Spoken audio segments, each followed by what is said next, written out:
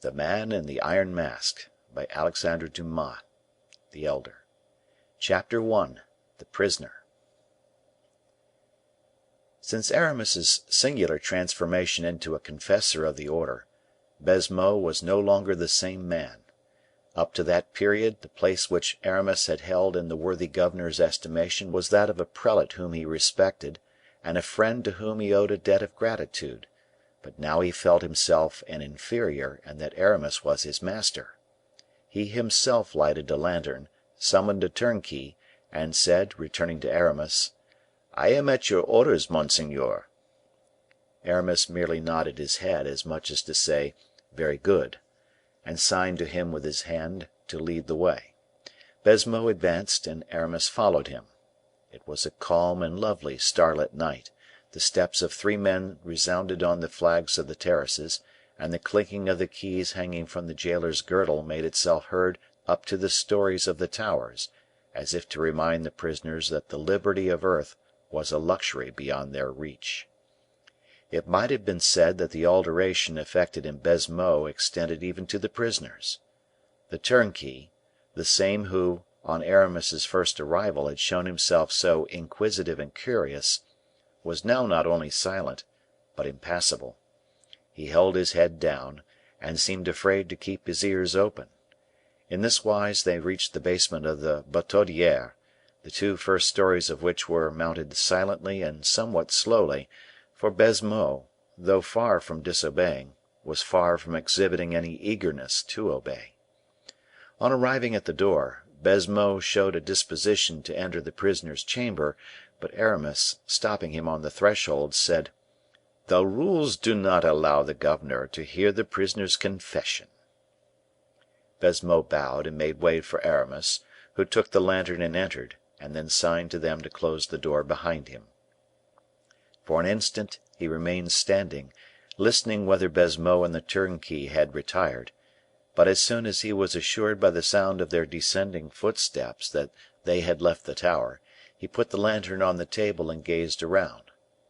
On a bed of green serge, similar in all respects to the other beds in the Bastile, save that it was newer, and under curtains half drawn, reposed a young man, to whom we have already once before introduced Aramis. According to custom, the prisoner was without a light. At the hour of curfew he was bound to extinguish his lamp, and we perceive how much he was favored in being allowed to keep it burning even till then. Near the bed a large leathern armchair, with twisted legs, sustained his clothes. A little table, without pens, books, paper, or ink, stood neglected in sadness near the window, while several plates, still unemptied, showed that the prisoner had scarcely touched his evening meal. Aramis saw that the young man was stretched upon his bed, his face half concealed by his arms. The arrival of a visitor did not cause any change of position; either he was waiting in expectation, or was asleep. Aramis lighted the candle from the lantern, pushed back the armchair, and approached the bed with an evident mixture of interest and respect. The young man raised his head. "What is it?" said he. "You desired a confessor," replied Aramis. "Yes." "Because you were ill?" "Yes." "Very ill?" The young man gave Aramis a piercing glance, and answered, "I thank you." After a moment's silence, "I have seen you before," he continued. Aramis bowed. Doubtless the scrutiny the prisoner had just made of the cold, crafty, and imperious character stamped upon the features of the Bishop of Vannes was little reassuring to one in his situation, for he added, "I am better." "And so?" said Aramis. "Why, then, being better, I have no longer the same need of a confessor, I think." "Not even of the haircloth which the note you found in your bread informed you of?"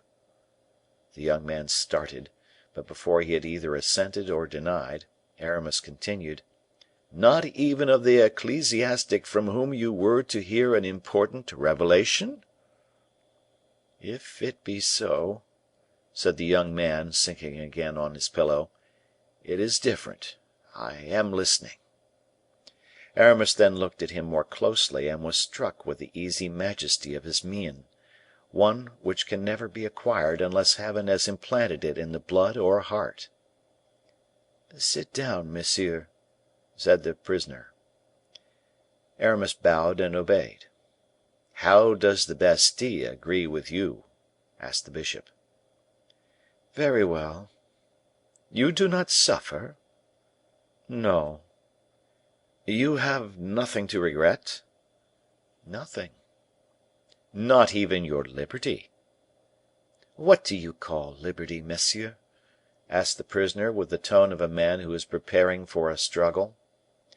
"I call liberty the flowers, the air, light, the stars, the happiness of going whithersoever the sinewy limbs of 1 and 20 chance to wish to carry you." The young man smiled, whether in resignation or contempt it was difficult to tell. "Look," said he, "I have in that Japanese vase 2 roses gathered yesterday evening in the bud from the governor's garden. This morning they have blown and spread their vermilion chalice beneath my gaze. With every opening petal they unfold the treasures of their perfumes, filling my chamber with a fragrance that embalms it. Look now on these 2 roses. Even among roses, these are beautiful, and the rose is the most beautiful of flowers. Why then do you bid me desire other flowers, when I possess the loveliest of all?" Aramis gazed at the young man in surprise. "If flowers constitute liberty," sadly resumed the captive, "I am free, for I possess them." "But the air!" cried Aramis. "Air is so necessary to life." "Well, monsieur," returned the prisoner, "draw near to the window; it is open. Between high heaven and earth the wind whirls on its waftages of hail and lightning, exhales its torrid mist, or breathes in gentle breezes. It caresses my face. When mounted on the back of this armchair, with my arm around the bars of the window to sustain myself, I fancy I am swimming the wide expanse before me." The countenance of Aramis darkened as the young man continued: "Light I have. What is better than light? I have the sun, a friend who comes to visit me every day, without the permission of the governor or the jailer's company.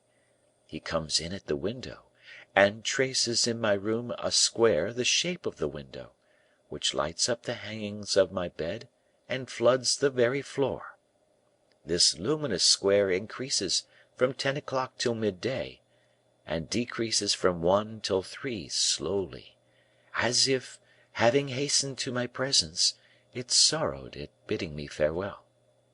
When its last ray disappears, I have enjoyed its presence for 5 hours. Is not that sufficient? I have been told that there are unhappy beings who dig in quarries, and laborers who toil in mines who never behold it at all." Aramis wiped the drops from his brow.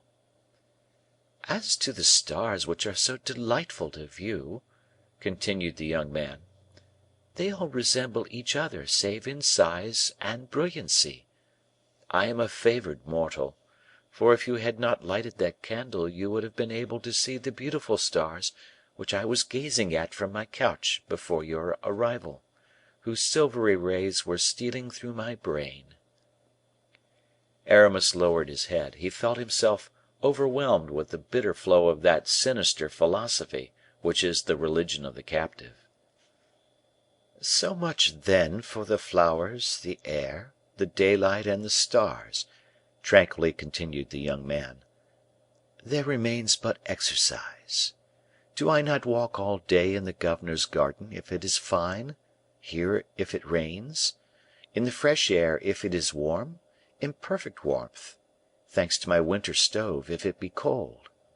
Ah, monsieur, do you fancy," continued the prisoner, not without bitterness, "that men have not done everything for me that a man can hope for or desire?" "Men!" said Aramis. "Be it so; but it seems to me You are forgetting heaven." "Indeed, I have forgotten heaven," murmured the prisoner with emotion. "But why do you mention it? Of what use is it to talk to a prisoner of heaven?" Aramis looked steadily at this singular youth, who possessed the resignation of a martyr with the smile of an atheist. "Is not heaven in everything?" he murmured in a reproachful tone. "Say rather at the end of everything," answered the prisoner, firmly. "Be it so," said Aramis; "but let us return to our starting point."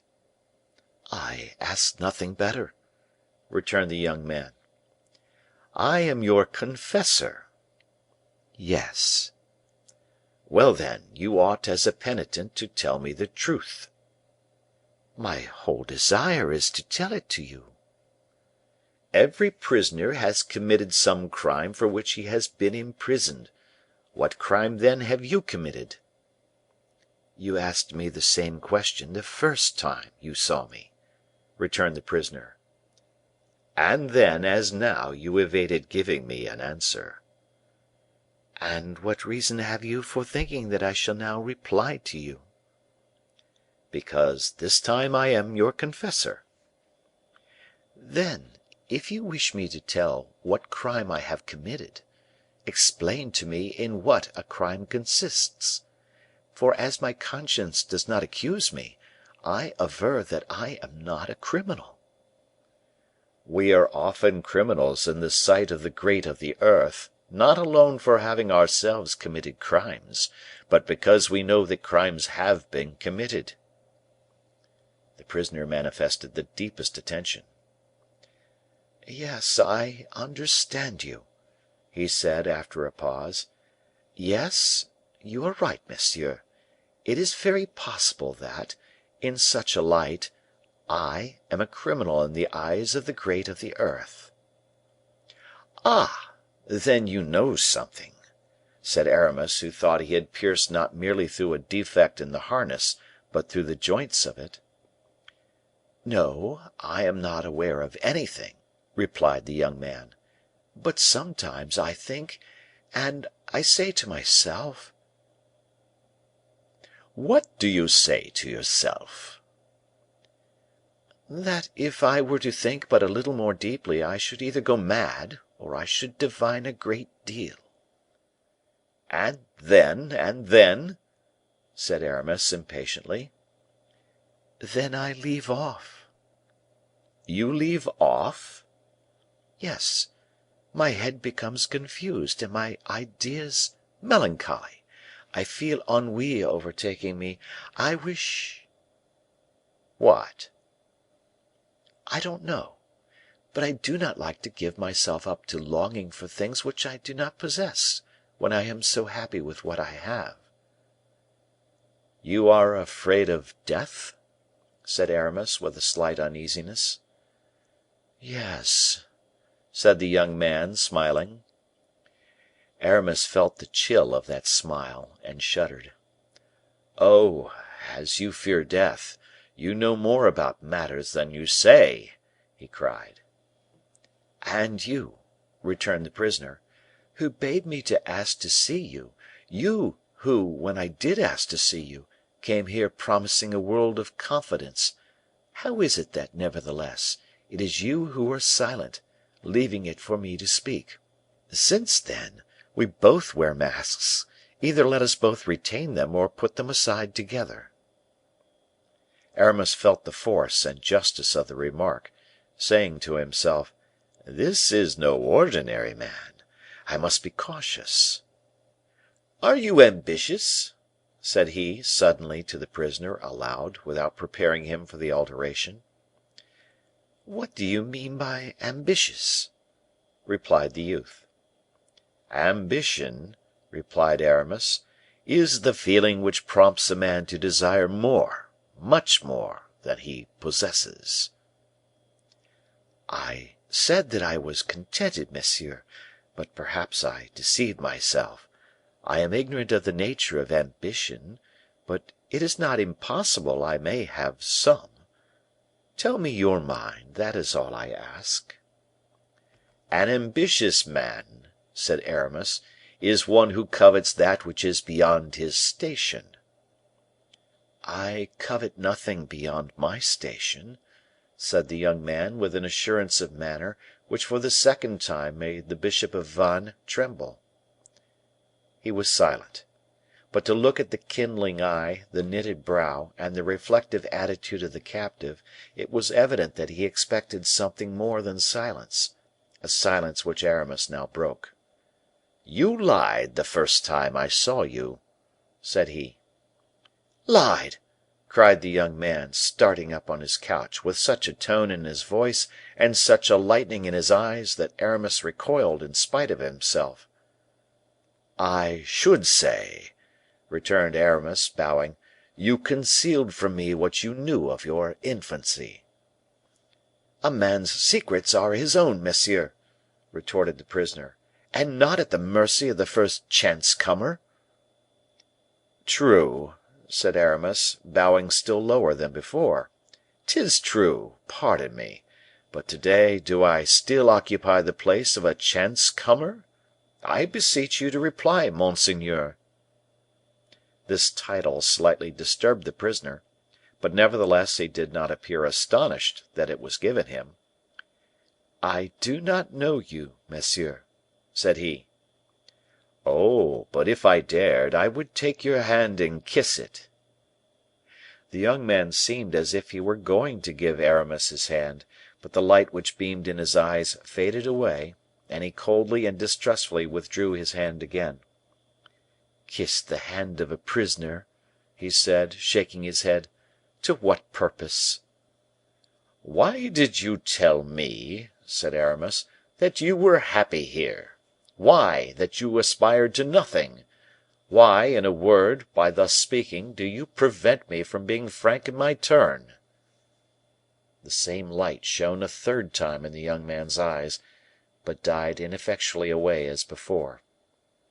"You distrust me," said Aramis. "And why say you so, monsieur?" "Oh, for a very simple reason.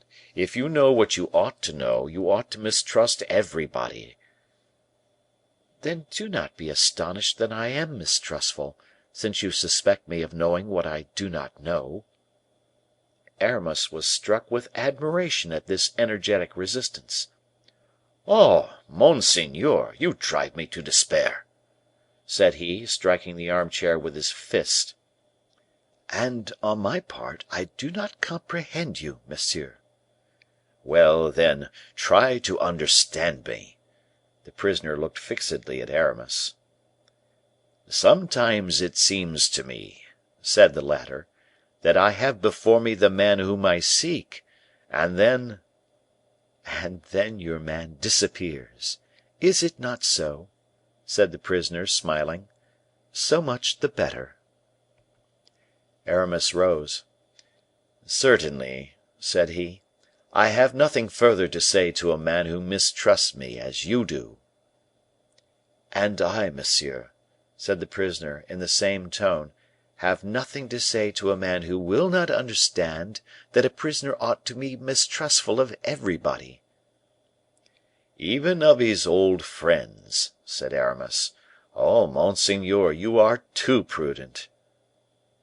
"Of my old friends? You, one of my old friends, you?" "Do you no longer remember," said Aramis, "that you once saw, in the village where your early years were spent—" "Do you know the name of the village?" asked the prisoner. "Noisy le Sec, monseigneur," answered Aramis, firmly. "Go on," said the young man, with an immovable aspect. "Stay, monseigneur," said Aramis. "If you are positively resolved to carry on this game, let us break off. I am here to tell you many things, 'tis true, but you must allow me to see that, on your side, you have a desire to know them. Before revealing the important matters I still withhold, be assured I am in need of some encouragement, if not candor; a little sympathy, if not confidence. but you keep yourself entrenched in a pretension which paralyzes me.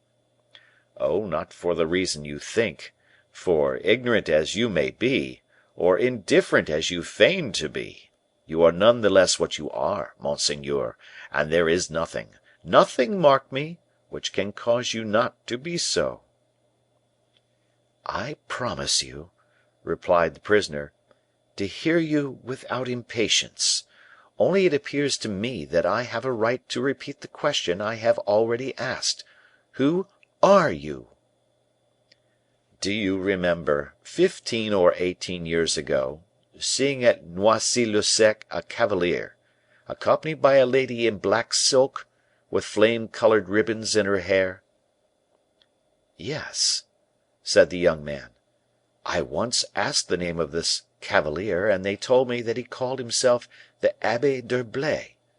I was astonished that the abbe had so warlike an air, and they replied that there was nothing singular in that, seeing that he was one of Louis XIII.'s musketeers." "Well," said Aramis, "that musketeer and abbe, afterwards bishop of Vannes, is your confessor now." "I know it; I recognized you."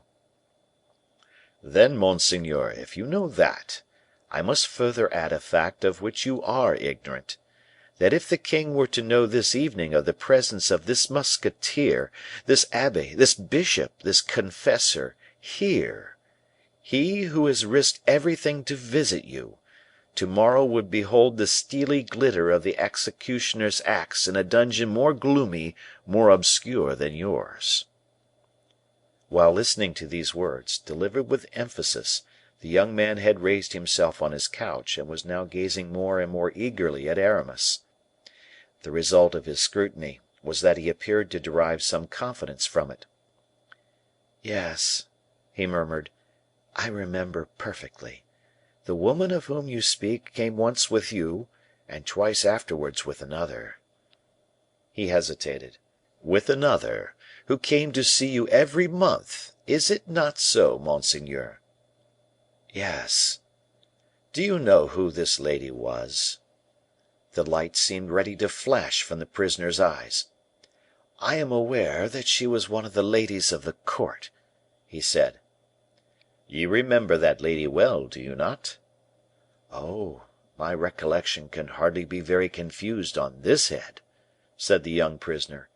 "I saw that lady once with a gentleman about 45 years old.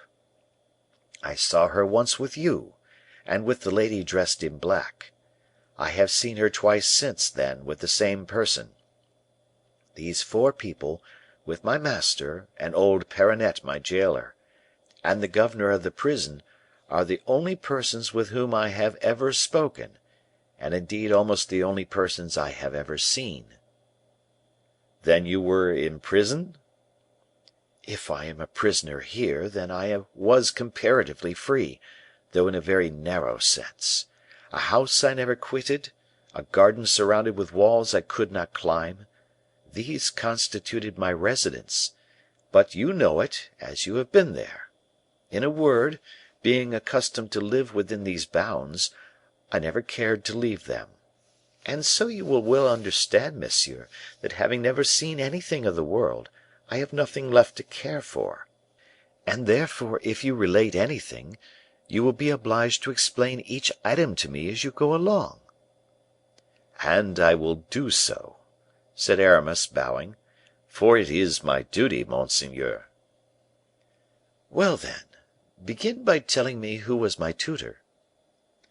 "A worthy, and above all, an honorable gentleman, monseigneur; fit guide for both body and soul. Had you ever any reason to complain of him?" "Oh, no, quite the contrary. But this gentleman of yours often used to tell me that my father and mother were dead. Did he deceive me, or did he speak the truth?" "He was compelled to comply with the orders given him." "Then he lied." "In one respect, your father is dead." "And my mother?" "She is dead for you." "But then she lives for others, does she not?" "Yes." "And I?" "And I, then," the young man looked sharply at Aramis, "am compelled to live in the obscurity of a prison?" "Alas! I fear so." "And that because my presence in the world would lead to the revelation of a great secret?" "Certainly, a very great secret." "My enemy must indeed be powerful, to be able to shut up in the Bastile a child such as I then was." "He is." "More powerful than my mother, then?" "And why do you ask that?" "Because my mother would have taken my part." Aramis hesitated. "Yes, monseigneur, more powerful than your mother." "Seeing, then, that my nurse and preceptor were carried off, and that I also were separated from them, either they were, or I am, very dangerous to my enemy?" "Yes; but you are alluding to a peril from which he freed himself, by causing the nurse and preceptor to disappear," answered Aramis, quietly. "Disappear!" cried the prisoner. "How did they disappear?" "In a very sure way," answered Aramis. "They are dead." The young man turned pale, and passed his hand tremblingly over his face. "Poison?" he asked. "Poison." The prisoner reflected a moment. "My enemy must indeed have been very cruel, or hard beset by necessity, to assassinate those two innocent people, my sole support, for the worthy gentleman and the poor nurse had never harmed a living being." "In your family, monseigneur, necessity is stern, and so it is necessity which compels me, to my great regret, to tell you that this gentleman and the unhappy lady have been assassinated." "Oh, you tell me nothing I am not aware of," said the prisoner, knitting his brows. "How?" "I suspected it." "Why?" "I will tell you." At this moment the young man, supporting himself on his two elbows, drew close to Aramis's face, with such an expression of dignity, of self command and of defiance even, that the bishop felt the electricity of enthusiasm strike in devouring flashes from that great heart of his into his brain of adamant. "Speak, monseigneur. I have already told you that by conversing with you I endanger my life. Little value as it has, I implore you to accept it as the ransom of your own." "Well," resumed the young man, "this is why I suspected they had killed my nurse and my preceptor." "Whom you used to call your father?" "Yes, whom I called my father, but whose son I well know I was not." "Who caused you to suppose so?" "Just as you, monsieur, are too respectful for a friend, he was also too respectful for a father." "I, however," said Aramis, "have no intention to disguise myself." The young man nodded assent, and continued: "Undoubtedly I was not destined to perpetual seclusion," said the prisoner; "and that which makes me believe so, above all, now is the care that was taken to render me as accomplished a cavalier as possible. The gentleman attached to my person taught me everything he knew himself: mathematics, a little geometry, astronomy, fencing, and riding. Every morning I went through military exercises, and practiced on horseback. Well, one morning during the summer, it being very hot, I went to sleep in the hall. Nothing up to that period, except the respect paid me, had enlightened me, or even roused my suspicions. I lived as children, as birds, as plants, as the air and the sun do. I had just turned my 15th year." "This, then, is 8 years ago?" "Yes, nearly; but I have ceased to reckon time." "Excuse me, but what did your tutor tell you, to encourage you to work?" "He used to say that a man was bound to make for himself, in the world, that fortune which Heaven had refused him at his birth.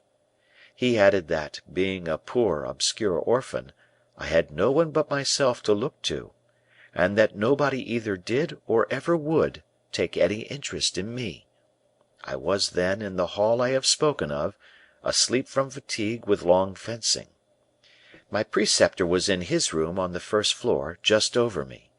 Suddenly I heard him exclaim, and then he called, "Perronnette! Perronnette!" It was my nurse whom he called. "Yes, I know it," said Aramis. "Continue, monseigneur." "Very likely she was in the garden, for my preceptor came hastily downstairs. I rose, anxious at seeing him anxious. He opened the garden door, still crying out, 'Perronnette! Perronnette!' The windows of the hall looked into the court. The shutters were closed, but through a chink in them I saw my tutor draw near a large well, which was almost directly under the windows of his study. He stooped over the brim, looked into the well, and again cried out, and made wild and affrighted gestures. Where I was, I could not only see, but hear, and see and hear I did." "Go on, I pray you," said Aramis. "Dame Perronnette came running up, hearing the governor's cries. He went to meet her, took her by the arm, and drew her quickly towards the edge, after which, as they both bent over it together, 'Look, look!' cried he, 'what a misfortune!' 'Calm yourself,' said Perronnette. 'What is the matter?' 'The letter!' he exclaimed. 'Do you see that letter?' pointing to the bottom of the well. 'What letter?' she cried. 'The letter you see down there, the last letter from the queen.' At this word I trembled. My tutor, he who passed for my father, he who was continually recommending me modesty and humility, in correspondence with the queen! 'The queen's last letter!' cried Perronnette, without showing more astonishment than at seeing this letter at the bottom of the well. 'But how came it there?' 'A chance, Dame Perronnette, a singular chance. I was entering my room, and on opening the door, the window too being open, a puff of air came suddenly and carried off this paper, this letter of her majesty's. I darted after it, and gained the window just in time to see it flutter a moment in the breeze, and disappear down the well.' 'Well,' said Dame Perronnette, 'and if the letter has fallen into the well, 'tis all the same as if it was burnt, and the queen burns all her letters every time she comes. And so you see this lady who came every month was the queen,' said the prisoner. 'Doubtless, doubtless,' continued the old gentleman, 'but this letter contained instructions. How can I follow them?' 'Write immediately to her, give her a plain account of the accident, and the queen will, no doubt, write you another letter in place of this.' 'Oh, the queen would never believe the story,' said the good gentleman, shaking his head. 'She will imagine that I want to keep this letter instead of giving it up like the rest, so as to have a hold over her. She is so distrustful, and M. de Mazarin so... Yon devil of an Italian is capable of having us poisoned at the first breath of suspicion.'" Chapter 2.